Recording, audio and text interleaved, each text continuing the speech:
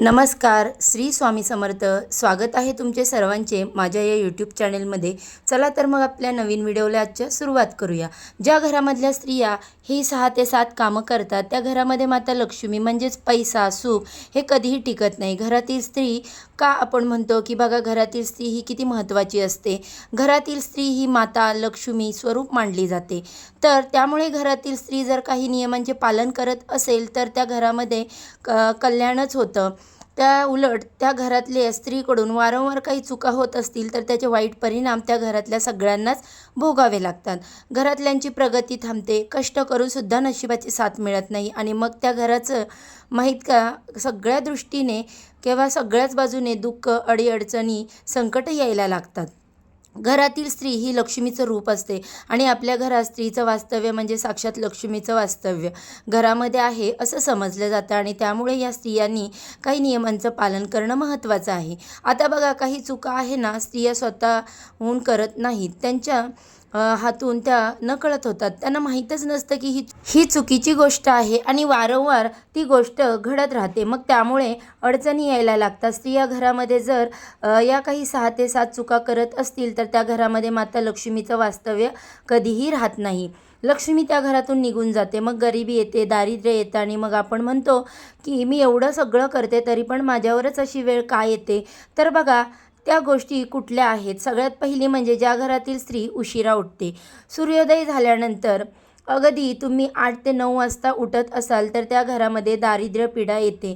ते घर जे आहे तर मग ते म्हणजे बघा, तुमचं सासरचं घर असेल, तुम्ही सेपरेट राहत असाल, कसंही असेल तरी त्या घरामध्ये अडचणी यायला लागतात. नेहमीच गोष्ट समजा, तुम्ही रोजच अगदी उशिरा उठताय तर ते चुकीचं आहे. कधीतरी बघा, हो आपण एक रुटीन असतं, पण कधीतरी समजा आजारपण आहे किंवा काहीतरी रात्री कोणत्या काही कारणास्तव कार्यक्रम होता वगैरे, उशीर झाला तर अगदी तुम्ही 8 आणि 9 वाजता नका, पण 7 साडेसातपर्यंत तरी उठला तर ठीक आहे. पण नेहमी अशी चूक व्हायला नको. दररोज ह्या स्त्रिया ज्या उशिरा उठत असतील तर त्यांच्या घरामध्ये नक्की 100% प्रॉब्लेम यायला सुरुवात होते. घरातला कर्ता पुरुष कष्ट करूनसुद्धा त्याला पाहिजे तसा मोबदला मिळत नाही, पैसा मिळत नाही, आर्थिक अडचणी यायला लागतात. आणि दुसरी गोष्ट म्हणजे ज्या स्त्रिया संध्याकाळच्या वेळेस झाडू मारतात. बघा, झाडू हे माता लक्ष्मीचंच रूप आहे. झाडूचा कधीही अपमान करू नये. झाडूला कधी पण चुकून पाय लावू नका आणि जरी चुकून तो पाय लागलाच तर लगेच नमस्कार करा. बघा, अक्षरशः आपण बघितलं असेल, काहींना पटत नाही हे, पण बघितलं असेल पायाने झाडू ढकलला जातो वगैरे, अत्यंत चुकीचं आहे. तुमच्या घरात लहान मुलं जरी असतील, त्यांनी जरी झाडूला कधी पाय लावला, तुम्ही लगेच त्यावेळेस त्यांना सांगा की बाळा, झाडू हा देव बाप्पा असतो, त्याला नमस्कार कर आणि असं करायचं नाही. चुकूनही पण झाडूला पाय लावू देऊ नका.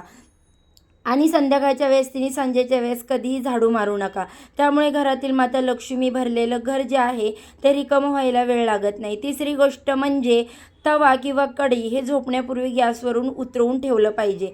चुलीवरून पूर्वीच्या स्त्रिया म्हणायच्या बघा, चुलीवर रात्री कधी पण कढई ठेवू नये.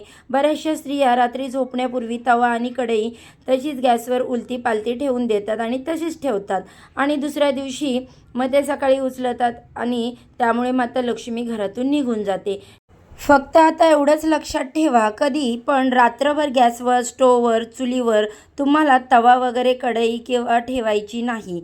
किंवा स्त्रिया बघा पायाने दरवाजा उघडतात. समजा आपल्याकडे कधी हातामध्ये काहीतरी सामान आहे आणि कोणी आपलं असंच लाथ बघा मारणारं नाही आहे, कोणी असं करायला वेड पण नाही आहे.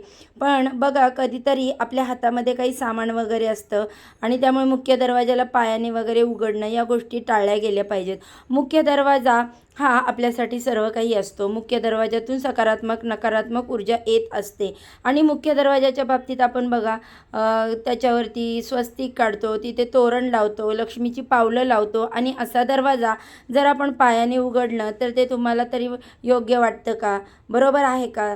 घरातली मुलं मुली अशी चूक करत असतील तर त्यांना पण तुम्हाला या गोष्टी सांगायच्या आहेत वेळोवेळी. आणि देवी देवतांचा वास असतो आपल्या दरवाजामध्ये आणि तेथूनच काही गोष्टी ज्या आहेत त्या आपल्या घरामध्ये येत असतात. म्हणून कधी पण पायाने दरवाजा उघडू नका. त्यानंतर खूप महत्त्वाचं, बऱ्याचशा 70 ते 80% महिला ही चूक करतात. ज्या स्त्रिया खरकटी भांडी रात्रभर ठेवून दुसऱ्या दिवशी धुतात त्यांच्या घरामध्ये माता लक्ष्मी कधीही वास करत नाही.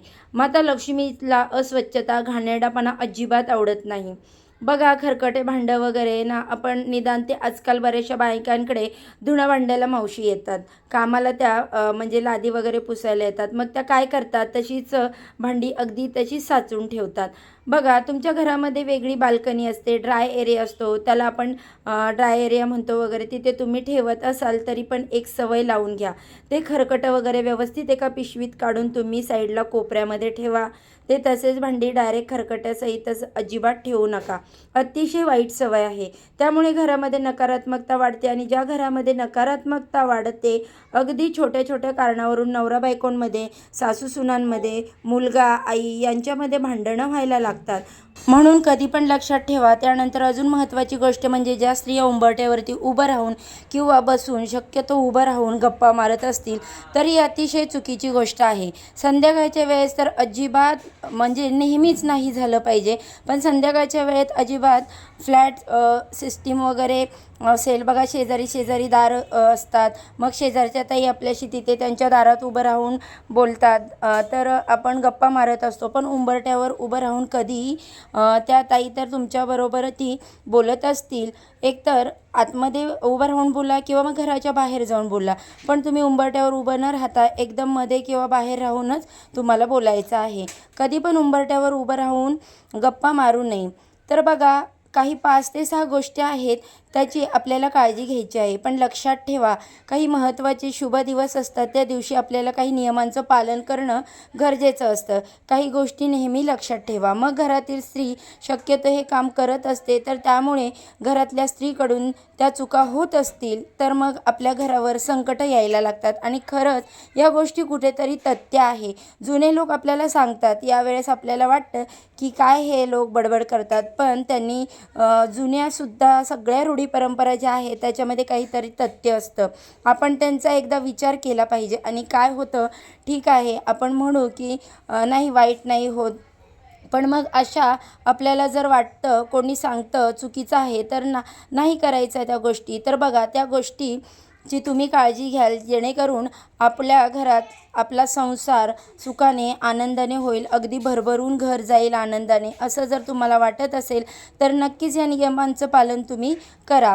तुम्हाला पटली असेल ही माहिती मी व्हिडिओमध्ये सांगितलेली, तर व्हिडिओ तुमच्या मित्रमैत्रिणींसोबत, परिवारासोबत जास्तीत जास्त शेअर करा, म्हणजे त्यांना देखील या माहितीचा उपयोग होईल. चला तर मग आजच्या व्हिडिओचा इथेच एंड करते. उद्या अशा छानशा माहितीसोबत पुन्हा नव्याने भेटू. सर्वांना श्री स्वामी समर्थ.